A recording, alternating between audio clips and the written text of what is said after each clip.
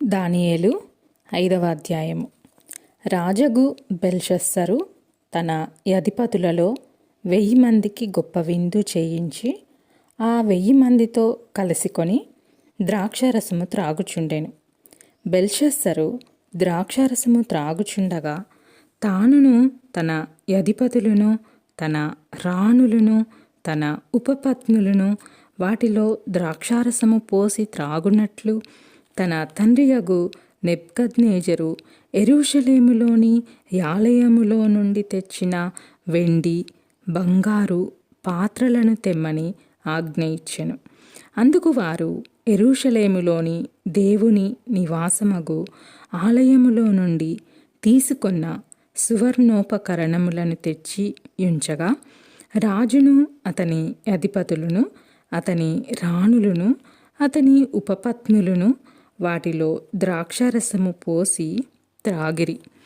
వారు బంగారు వెండి ఇత్తడి ఇనుము కర్ర రాయి అను వాటితో చేసిన దేవతలను స్తుతించుచు ద్రాక్షారసము త్రాగుచుండగా ఆ గడియలోనే మానవ హస్తపు వ్రేళ్ళు కనబడి దీపము దగ్గర రాజు యొక్క నగరు గోడ పూత మీద ఏదో ఒక వ్రాత వ్రాయుచున్నట్టుండెను. రాజు ఆ హస్తము వ్రాయుట చూడగా అతని ముఖము వికారమాయెను. అతడు మనస్సునందు కలవరపడగా అతని నడుము కీళ్ళు వదిలి అతని మోకాళ్ళు గడగడ వణుకుచు కొట్టుకొంచుండెను.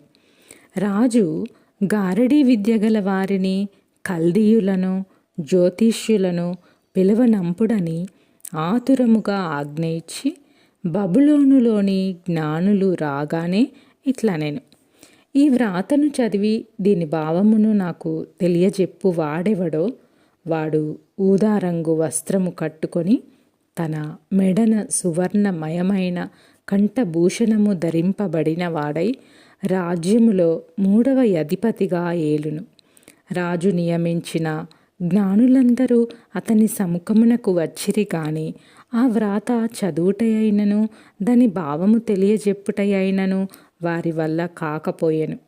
అందుకు రాజగు బెల్షస్సరు మిగుల భయాక్రాంతుడై తన అధిపతులు విస్మయమొందునట్లుగా ముఖ వికారము గలవాడాయెను. రాజునకును అతని అధిపతులకును జరిగిన సంగతి రాణి తెలుసుకొని విందు గృహమునకు వచ్చి ఇట్లనెను. రాజు చిరకాలము జీవించునుగాక. నీ తలంపులు నిన్ను కలవరపరచనీయకుము. నీ మనస్సు నిబ్బరముగా ఉండనిమ్ము. నీ రాజ్యంలో ఒక మనుషుడున్నాడు. అతడు పరిశుద్ధ దేవతల ఆత్మ గలవాడు.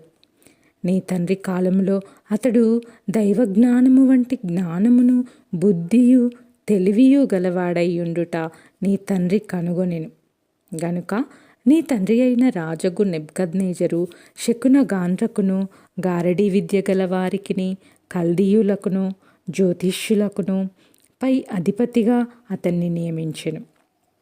ఈ దానియేలు శ్రేష్టమైన బుద్ధి గలవాడై కలలు తెలియజేయుటకును మర్మములు బయలుపరచుటకును కఠినమైన ప్రశ్నలకు ఉత్తరమిచ్చుటకును జ్ఞానమును తెలివియు గలవాడుగా కనబడెను.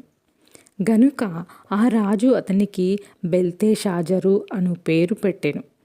ఈ దానియేలును పిలువనంపుము. అతడు దీని భావము నీకు తెలియజెప్పును. అప్పుడు వారు దానియేలును పిలువనంపించిరి. అతడు రాగా రాజు ఇట్లనెను. రాజగు నా తండ్రి యూదయలో నుండి ఇక్కడికి తీసుకొని వచ్చిన చెర సంబంధమగు యూదులలో నుండి దానియేలు నీవే గదా. దేవతల ఆత్మయు వివేకమును బుద్ధియు విశేష జ్ఞానమును నీ అందున్నవని నిన్ను గూర్చి వింటిని. ఈ వ్రాత చదివి దాని భావము తెలియజెప్పవలెనని జ్ఞానులను గారడీ విద్య గల వారిని పిలిపించి తిని గాని వారు ఈ సంగతి యొక్క భావమును తెలపలేకపోయిరి. అంతర్భావములను బయలుపరచుటకును కఠినమైన ప్రశ్నలకు ఉత్తరమిచ్చుటకును నీవు సమర్థుడవని నిన్ను గూర్చి వినియున్నాను గనుక ఈ వ్రాతను చదువుటకును దాని భావమును తెలియజెప్పుటకును నీకు శక్యమైన ఎడల నీవు ఊదారంగు వస్త్రము కట్టుకొని మెడను సువర్ణ కంఠభూషణము ధరించుకొని రాజ్యములో 3వ అధిపతిగా ఏలుదువు. అందుకు దానియేలు ఇట్లనెను, నీ దానములు నీ యొద్ద నుంచుకొనుము, నీ బహుమానములు మరి ఎవనికైనా నిమ్ము. అయితే నేను ఈ వ్రాతను చదివి దాని భావమును రాజునకు తెలియజెప్పెదను.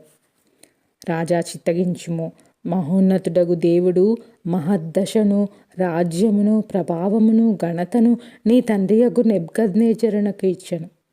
దేవుడు అతనికిట్టి మహద్దశ ఇచ్చినందున తానెవరిని చంపగోరెనో వారిని చంపెను, ఎవరిని రక్షింపగోరెనో వారిని రక్షించెను, ఎవరిని హెచ్చింపగోరెనో వారిని హెచ్చించెను, ఎవరిని పడవేయగోరెనో వారిని పడవేశెను. కాబట్టి సకల రాష్ట్రములను, జనులను, ఆయా భాషలు మాట్లాడువారును అతనికి భయపడుచు అతని ఎదుట వణుకుచూ నుండిరి. అయితే అతడు మనస్సును అతిశయించి బలాత్కారము చేయుటకు అతని హృదయమును కఠినము చేసుకొనగా దేవుడు అతని ప్రభుత్వము నతని యొద్ద నుండి తీసివేసి అతని ఘనతను పోగొట్టెను. అప్పుడతడు మానవుల యొద్ద నుండి తరమబడి పశువుల వంటి మనస్సు గలవాడాయెను. మహోన్నతుడగు దేవుడు మానవుల రాజ్యములలో ఏలుచు ఎవరిని స్థాపింపగోరునో వారిని స్థాపించునని అతడు తెలుసుకొను వరకు అతడు అడవి గాడిదల మధ్య నివసించుచు పశువుల గలె గడ్డి మేయుచు ఆకాశపు మంచు చేత తడిసిన శరీరము గలవాడాయెను. బెల్షస్సరు, అతని కుమారుడవగు నీవు ఈ సంగతి అంతయు ఎరిగియుండియు నీ మనస్సును అణచుకొనక పరలోకమందున్న ప్రభువు మీద నిన్ను నీవే హెచ్చించుకొంటివి. ఎట్లనగా నీవును నీ అధిపతులను నీ రాణులను నీ ఉపపత్నులను దేవుని ఆలయ సంబంధమగు ఉపకరణములలో ద్రాక్షరసము పోసి త్రాగవలెనని వాటిని తెచ్చి ఉంచుకొని వాటితో త్రాగుచు చూడనైనను విననైనను గ్రహింపనైనను చేత కాని వెండి, బంగారు, ఇత్తడి, ఇనుము, కర్ర, రాయి అను వాటితో చేయబడిన దేవతలను స్తుతించితిరి గాని నీ ప్రాణమును నీ సకల మార్గములను ఏ దేవుని వశమున ఉన్నవో ఆయనను నీవు గణపరచలేదు. కావున ఆయన ఎదుట నుండి అరచేయి వచ్చి ఈ వ్రాతను వ్రాసిన శాసనమేదనగా మెనే మెనే టేకెల్ ఉఫార్సీన్. ఈ వాక్య భావమేమనగా, మెనే అనగా దేవుడు నీ ప్రభుత్వ విషయములో లెక్క చూచి దాని ముగించెను. టేకేల్ అనగా ఆయన నిన్ను త్రాసులో తూచగా నీవు తక్కువగా కనబడితివి. ఫెరేస్ అనగా నీ రాజ్యము నీ యొద్ద నుండి విభాగింపబడి మాదీయులకును పారసీకులకును ఇయ్యబడును. బెల్షస్సరు ఆజ్ఞయ్యగా వారు దానియేలునకు ఊదారంగు వస్త్రము తొడిగించి అతని మెడను బంగారపు హారము వేసి ప్రభుత్వము చేయుటలో నతడు 3వ అధికారి అని చాటించిరి. ఆ రాత్రి అందే కల్దీయుల రాజగు బెల్షస్సరు హతుడాయెను. మాదీయుడగు దర్యావేషు 62 సంవత్సరముల వాడై సింహాసనమునెక్కెను. ఆమెన్.